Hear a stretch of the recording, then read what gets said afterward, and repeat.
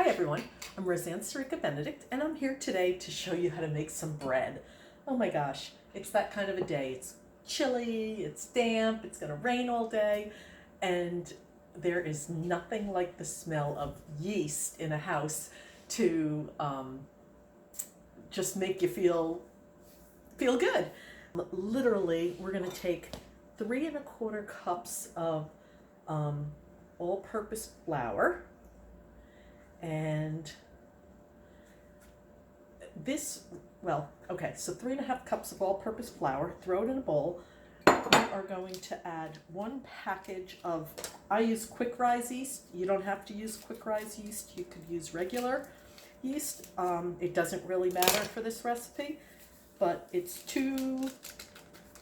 1 package, 2 teaspoons of yeast, and 2 teaspoons of kosher salt or coarse salt. I prefer coarse salt, and that's probably more than 2 teaspoons, but anyway, that's what you put. And then you just whisk that up, and I can smell the yeast already. And what's interesting here is when I made bread with my grandparents, or my mother for that matter, I don't know if you can see that. It's just the dry ingredients. So it's flour, salt, and yeast.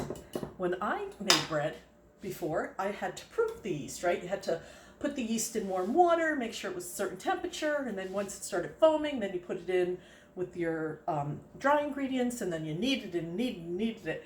This bread is cool water, so you only use 1½ cups of tap water with all that flour and all that salt and yeast, and you put it in and you just mix it up.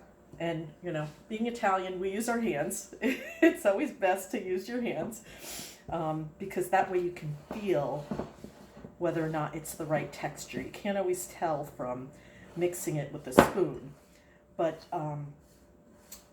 basically just mix it up, and you can see that I'm mixing it very quickly.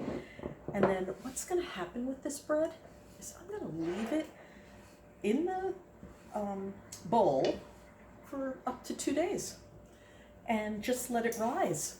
And it gets so airy that when you bake it, it becomes this fabulous rustic bread that actually, when we made it last week, my husband and I, we took it out of the oven. We ate the whole loaf, the 2 of us, in 1 day. It was amazing. You can tell that this quarantine thing isn't working out for me, that staying home is putting on a few extra pounds that I'd really like to have on my body, especially with summer coming.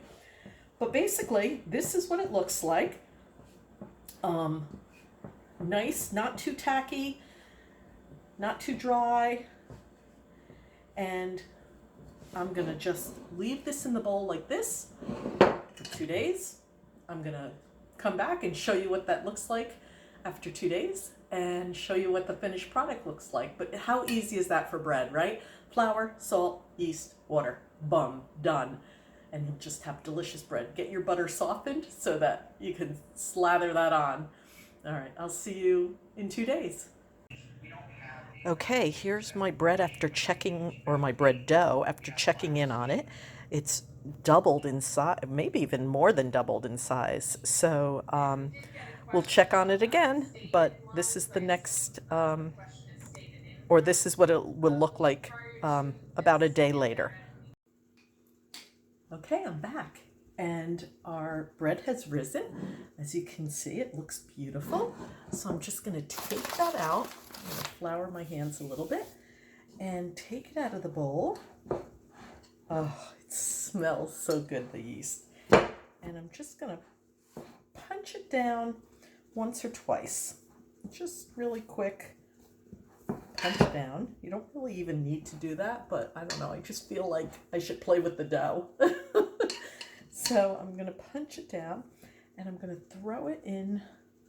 I'm going to bake it in, and I'm going to cover it again and let it rise a little bit more. And probably an hour or so is all it needs for rising. And I always keep it nice and warm. Cover it with some really nice towels, and I will be back right before I stick it in the oven. Okay. Okay, so here's my bread. It's risen a little bit more, and it's ready to go in the oven. So I'm going to pop it in a 400-degree oven, and I'm going to bake it for about 25 minutes. And wait till you see how it comes out. Okay, so I'm going to take this beautiful bread. I've boiled some water in a pan. I have my oven at 475, but I'm going to turn it down to 400. And I'm going to put the bread in the oven, the pan underneath it, and what the pan of water does is it makes the crust nice and crisp. So I'm going for a bit nice artisan bread. And then, like I said, I bake it for 20 minutes or so, and you'll see the end result soon. Okay, go ahead. Okay, so I'm here. I'm going to check my bread. I think it's ready. Oh my word. Yes, it's ready. How's that look? Beautiful. It smells so good.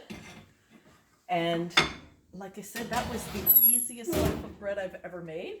But of course, the real test is to see how does it taste. Most people will let it cool before they crack it open, but I am not going to do that. I am going to slice a piece. Oh my gosh, it's so hot. I'm going to put a little slab of butter. I let my butter sit out because I love my soft butter. And oh my gosh, it's like just melting right into the bread. And I don't even know if I can taste this. It's so hot, but